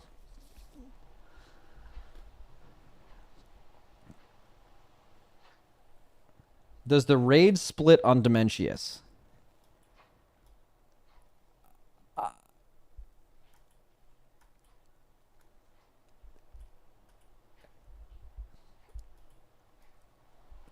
Maybe.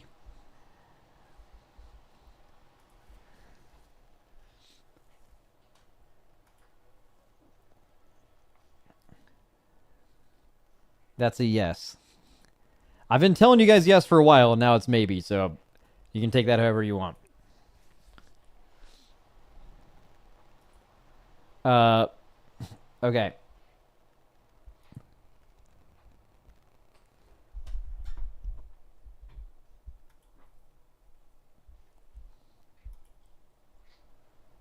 Here's what I'm going to do. I'm going to do a poll just to see if we get to the right place here. I'm going to say what to remove. I'm going to type what you guys have been saying the most. You guys have been saying DK. You've been saying Hunt. These are the two things I added without really conferring with you, so it totally makes sense. I'm seeing some Rogue people saying remove Rogue. Seeing some Mage people saying remove Mage. And I'm seeing some remove Shadow Priest. Okay, so I'm going to vote for this. Now, whatever wins this is not going to be removed. I'm going to do a second vote. And I'm going to just say, do you remove this specific thing? Yes or no, binary answer, right?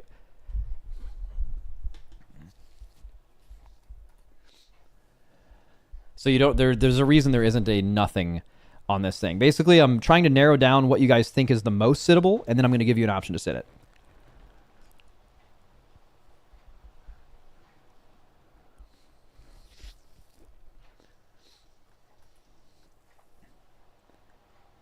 Oh, DKs and Hunters in a dead heat.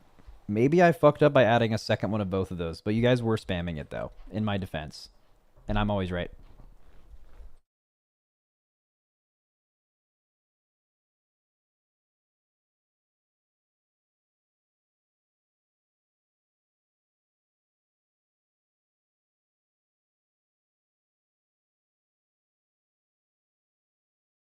I just voted to tie. Blow up.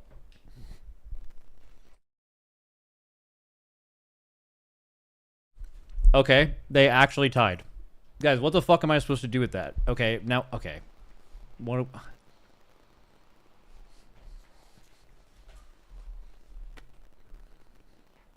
Remove both. We're gonna do it one at a time. Remove DK. Yes or no?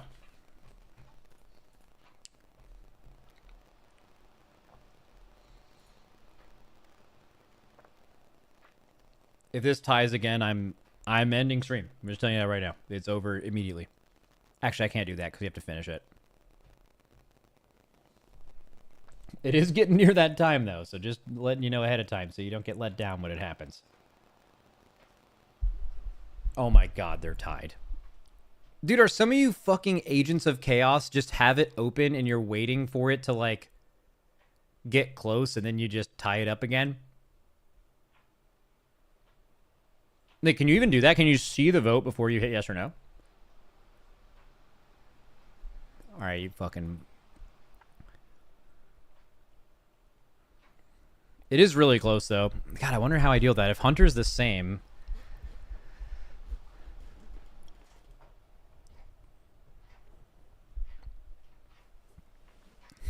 I mean, yes wins. Removing second DK. So we're not even going to vote on removing hunters yet. I'm just going to ask you guys what you want to add, which, by the way, can include DK. This is how the process works. When you remove something, it can still be possible. You're like, yeah, I think that could be gone. Wait a second. It turns out that actually is the best thing to add or whatever, right? So that's like a legitimate thought process. All right, what to add? Okay, so I'm going to see here. DK is the first answer. I see some Ret enjoyers. I see some locks. I mean, DK is by far. I mean, if it's DK, you guys just think that it's done, right? That's fine. I'll just add other popular ones. People are spamming mage, like third mage, and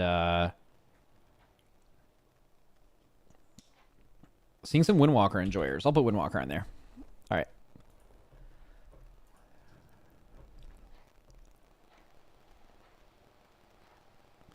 Okay, DK's winning by a shit ton. All right, so DK's right back. All right, so we're pretty much done here. I could maybe do a vote for moving Hunter, because that was the other one really close with DK. I should probably do that to be fair. But, I mean, if you guys feel like double Hunter's the play. When was the last time you ran a raid and there were 4 classes that you ran 2 of? DPS classes that you ran 2 of.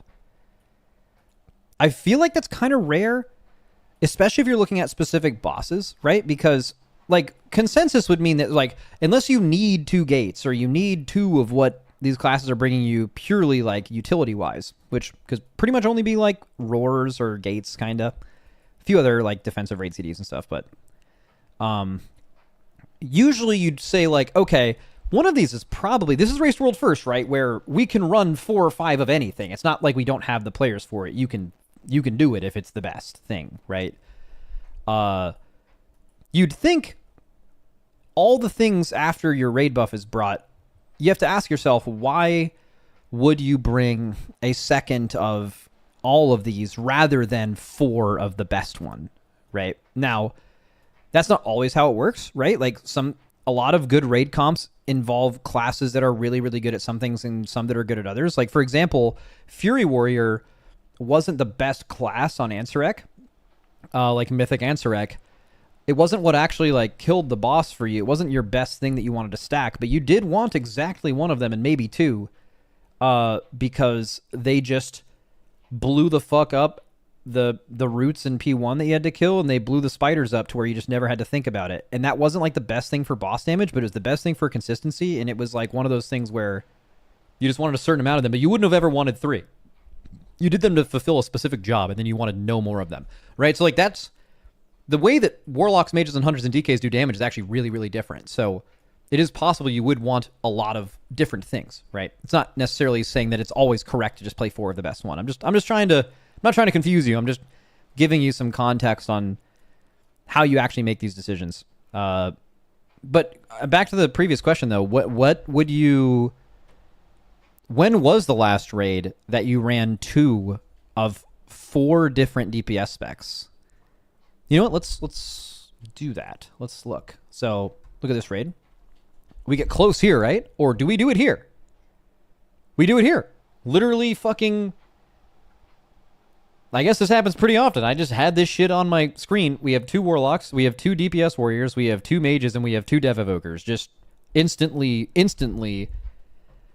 Aberrus, right? What about last raid? So Liberation of Undermine. Really unlikely because we ran 4 Mages, right? It would be possible, but just really unlikely that you ran that many with that stipulation. Let me go to the beginning so everyone's alive. You ran 3 Windwalkers, and 4 Mages, so you've satisfied the 2, but you only ran more of 2. Only, I guess you could count Mistweavers maybe, but I'm not, because it's just, healers are just a totally different thing. So basically 2 specs that you stacked 2 of, or 2 plus of here. It just happened to be like you chose to run 3 and 4 Mages and a 3rd Windwalker rather than having a second of a lot of other things or a first of something. Mythic, Queen Ansarek. We have 2 Dev Evokers, 2 DKs, 2 Warriors, 2 Mages. Okay, so this happens a lot, right? Not to mention, I'm pretty sure if you didn't play a Ret here, which basically means that like the root mechanic was slightly different, or you found another way to solve that problem. Again, also Prez is a double of here, but we're just healers. Completely separate thing for healers. Completely separate thought process on how you get to that point. Would you run a second of something else? Maybe Hunter? Hunter kind of cranked the boss. Good Hunter boss. Definitely not Warlock. You probably would have run a third of Mage, because Ignite was pretty insane. Maybe a third Dev, actually. Who carried this boss harder? Like, Dev or Mage? Because, like, Mage gave you more boss damage, slightly. But the Dev Evokers was... You guys remember our fucking dumbass Ring Around the Rosie strat? Like, how, like, we were doing this, like, dot cleave thing for a while in, on Ansarek, and then you just saw at one point, I was like, guys, this is too hard. We just have to fucking... we just have to... Like, we were doing this, like, dot thing, and we were killing these acolytes. We're, like, standing in one spot, and we're, like, having ranged kill some far ones or whatever, and we're like, we're losing too much damage, and this boss is too hard. So what if we just stacked Dev Evokers in melee and just actually ran in a circle, and they just cleaved them on accident while hitting the boss? Just, why don't we just put all these acolytes in the blender? You know, I'm saying put them in the melee blender. You guys want to see what damage... I can probably show you. You guys want to see what damage looks like on those ads? Let me show you. When was this? Early last year or late last year?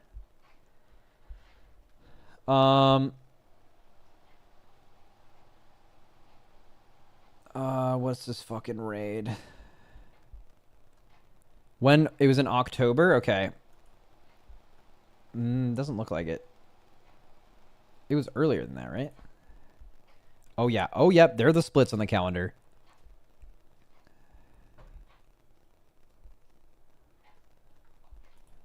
Okay. Let's go to our kill. Alright, here's our Queen Ansarek kill. I don't know if the log's like brick from being super old. But like, here's what I was telling you before.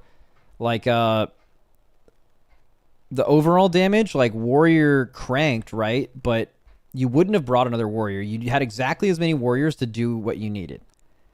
When you look at boss damage, right?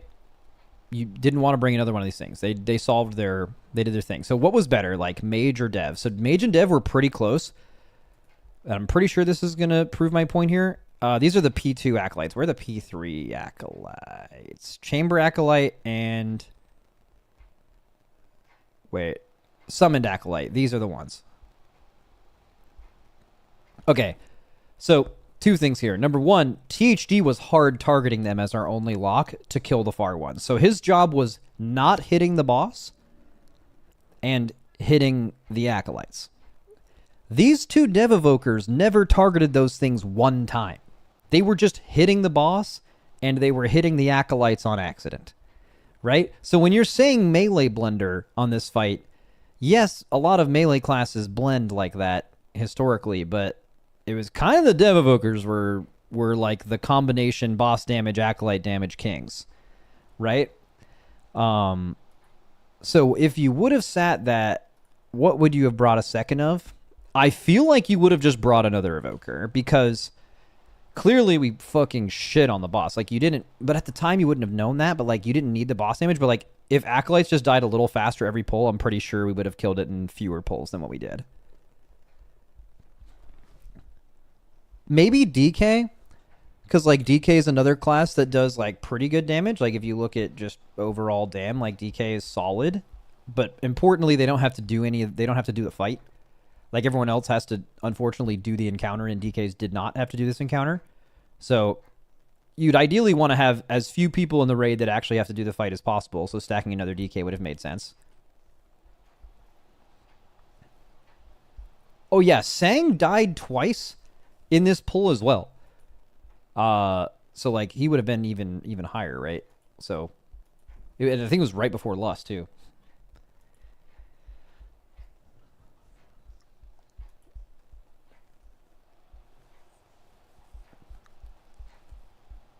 if boss damage didn't matter, why not bring a dot cleave class like Shadow or Affliction then?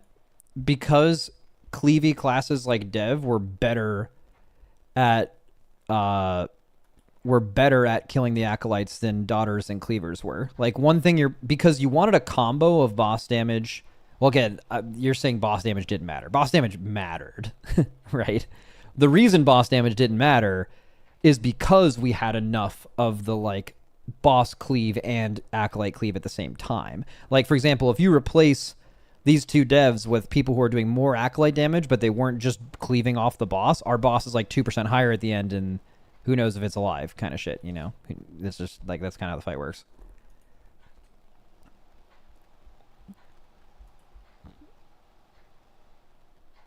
Malarcus pulling a 91 parse on a world first kill is kind of hilarious. Yeah, Mark's a fucking beast. Always has been. The closer.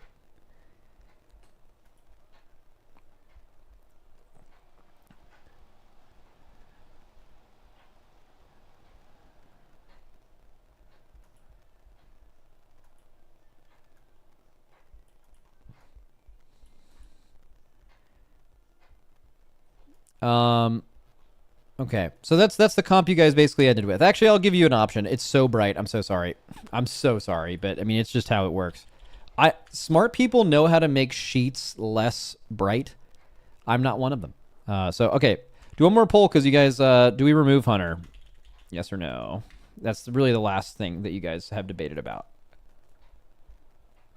Dark mode extension. Yeah, I have that. It just sucks. Like when you hit turn off the lights or whatever. It does that, which is like on sheets, it just doesn't quite work right. I've also used like innate dark mode, but then it changes the colors of all the classes, and that bothers me more than the brightness.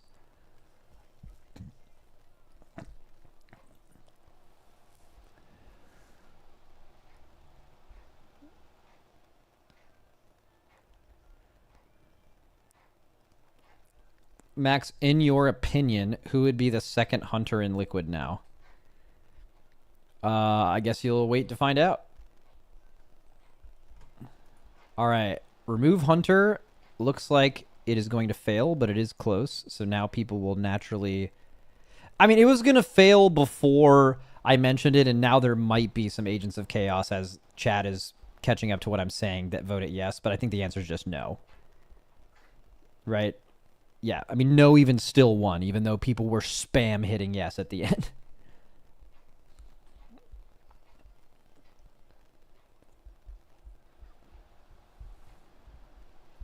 200s confirmed. Well, what I mean by that is we have Kingfly was always like our one of our 200s, and Kingfly is not rating this tier. So if we were to run 200s, you guys naturally just wouldn't know who that is because we haven't run 300s in a long time. And things have changed since then, so like you just wouldn't know who that is. The good news about playing Hunter is it's a class that's relatively easy to pick up. There's a lot of... it's a very multi-classed class, and something a lot of people naturally play anyway. Like having a Hunter ult. Hunter's like one of the most popular classes in the game. Isn't it 3 classes? Druid, Paladin, Hunter? Aren't those like the 3 horsemen of everyone fucking plays that shit?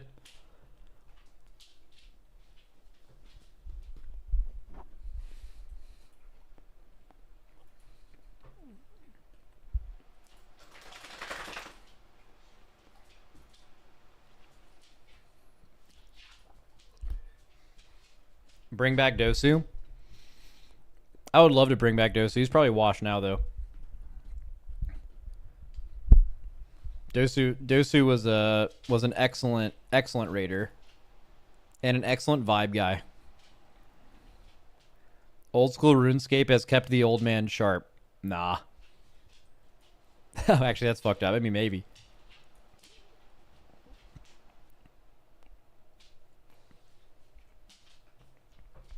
Literally anyone in Liquid could play Hunter well. I mean, like, I would just say, like, anyone in Liquid, if you told them a month before the tier, like, you're maining this thing, and you told them anything that was at least within their role, they would be goated at it. And that's not just a Hunter thing. Like, Hunter still has... Like, the bit is, when you're thinking of playing an alt, I think a lot of people are like, can I go hit a dummy on this class and do an optimal rotation? And really good players, even well below the race to world first, can do that on a dummy. Like, you can just pick up a class and in an hour, you could do a 5-minute test where you're doing everything right. Right? But that's not playing the game. That's hitting a dummy, right? In the world first race, it's like really, when you're doing the really bleeding edge stuff, you are every pull, your pull count on a boss, how much time you spend on a boss is purely based on like how long you live on average, so you can learn more consistently. And like someone being able to be close to as good as something, they're like, someone's main is always just a little bit better. Just the little stuff, exactly when you turtle, when you exil. Someone like Mark who's been playing Hunter for forever for us versus someone who's playing it in their first tier, they're going to be fucking awesome. And maybe by the end of the tier, they'll be close, but like, it's kind of unrealistic to expect that they would be just as effective. They would just as perfect. Like I would even put it like this, like that player in our guild, maybe 75 pulls into a boss, they'll be really close with Mark. But I would imagine, I'm using Mark as an example. You could say this about a lot of classes. Like on the first 10, 15 pulls, how quickly you individually problem solve how you're going to use your defensives and your mobility to like consistently live and do the most damage possible. If something's not, if you're a first tier main swap, even if you're one of the best players in the world versus someone who's done that for 4 years, you just simply, like, it's just too hard. It's too hard to be at that level. You just have to work to get to that point. And unfortunately, the only time you can really get better at that is during the race, right? Farm is just a totally different environment.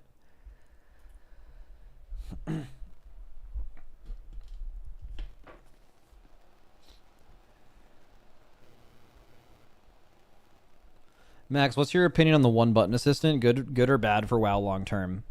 I think the Hakili thing, regardless of the one button assistant, is like extremely good to be built into the game. Not to mention these things have always just been available outside of the game, but like being built into the game. The one button assistant, if it is true that you'll never do the most damage possible, but you'll do like 30% less, but you do have that option. I think it's net positive, but it's close to being not net positive. And I think we're going to find out pretty early in this season. Because even when things are announced, it's just late season. A lot of people aren't playing. The reality is there's a lot of players who play this game where if you were to say, hey, I just want you to press one button and you're going to be doing 30% less, I'm just making that number up, than what is completely optimal, that is more than that player will do normally, right? And not to mention, they'll be infinitely more aware of their surroundings because they're not coggy loading, think about their rotation. They're just fucking pressing one button, right? So they'll be better at the game too. Now, the issue with that is if people feel like, well, the path of least resistance to not holding my friends back or to not being slandered is to use this thing, but then that makes the game not fun for you, which obviously, right? Like if you're someone who, I think one of the most fun parts about WoW is the rotations in this game and playing this game in real content. Like playing your character is what makes WoW great. That is what WoW does better than any other game, in my opinion, right? The one button rotation removes it's gone. That entire thing is gone, right? So if people feel forced or feel like it's just the better thing to do, I could just see them quitting the game because of it, and that would absolutely be a negative interaction. So I think you'll hear about a month into this season. I think you'll hear whether that's a thing. But what's kind of interesting is they can't like go back on it. Now that it's in the game, you're not just going to remove it. I guess they could just make it more punishing. I mean, that's the tuning knob, right? Is you just make it worse and worse compared to optimal if that ends up being the case. Because at a certain point, it just people wouldn't use it at all. There's probably a sweet spot. Because like you have to think about that. That's an unintended consequence. The people that this is designed for is not the person that is negatively affected by this, right? That's not why it exists. Like this game is so. I don't know if you guys have tried to show WoW to a new player or you yourself have been a new player in WoW, but you're not a seasoned gamer. Right, because gaming skill roughly translates. If you have actually spent the time to become a beast at any game, like you could play any other game, and if you put that same amount of passion into it, like you'll be a beast. That's just how gaming works. But if you're just like a regular ass gamer and you're like trying to get into WoW, bro, it's so overwhelming to where you're going to be at a lot better footing by maybe not the one button assistant, but the Hakili thing is amazing. Like, if that's actually good, just having like starting on that and then weaning yourself off to learn the class is a genuinely good learning tool. So that part I think is good. But yeah, well, time will tell with the one button thing.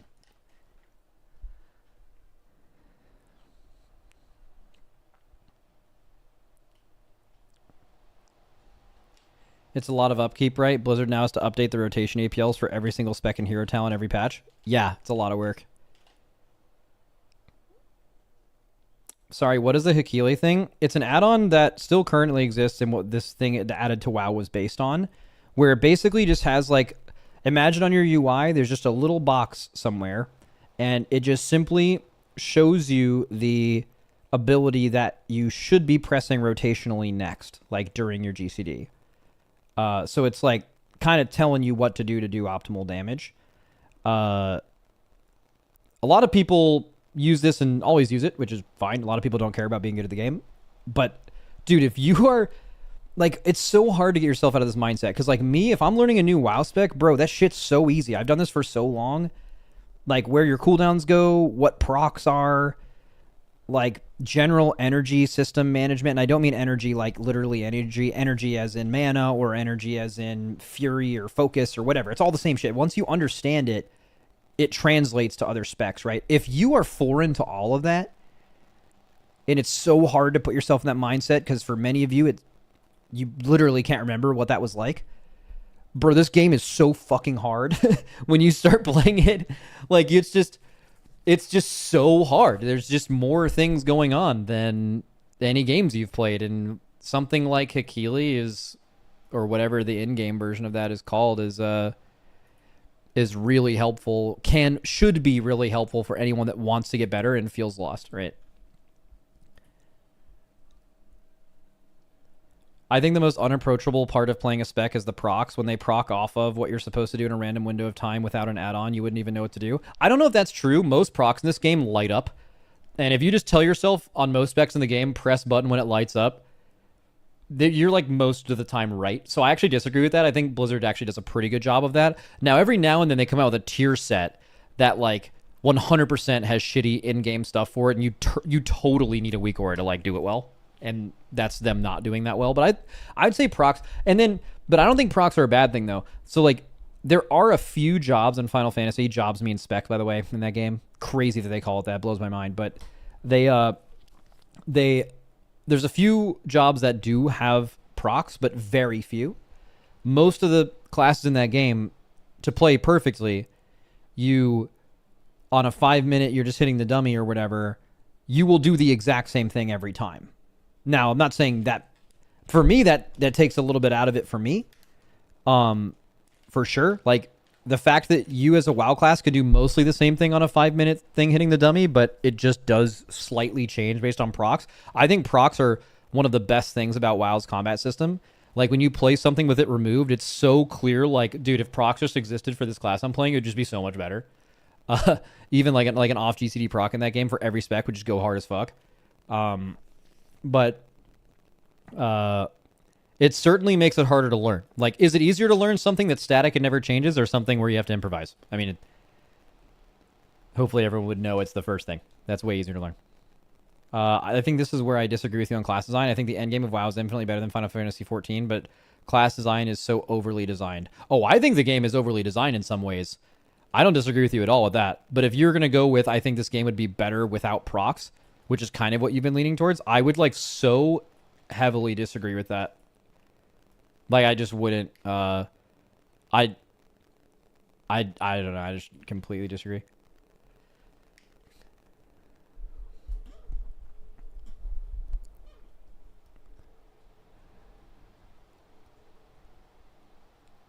Procs are fine. 800 interactions between talents are not.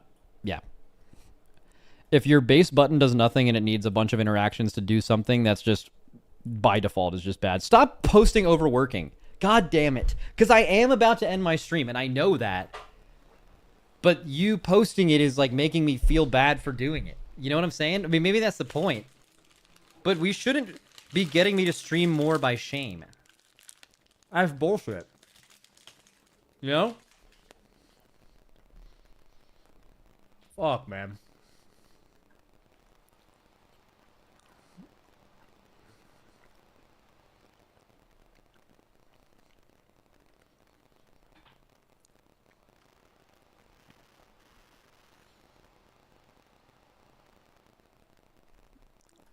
Okay. I probably am going to dip. But I am going to be around on Thursday. So I'm taking my dogs to the vet in the morning, and then I'm going to Comic-Con over the weekend, so I'm definitely streaming Thursday.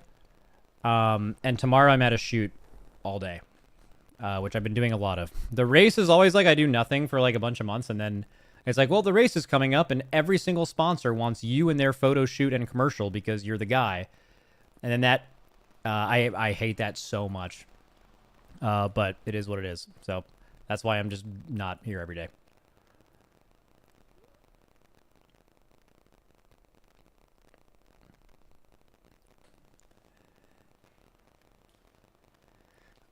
Anyways, I do actually want to stream more. Like I genuinely enjoy streaming when I do it, and I know I would enjoy streaming more. Like I would just have fun doing it, and I should do that. But also, what leading up to the patch, that should increase, and then also like during the patch, like after the race. I don't consider the race streaming. I do want to do that. Max, you ever dabbled in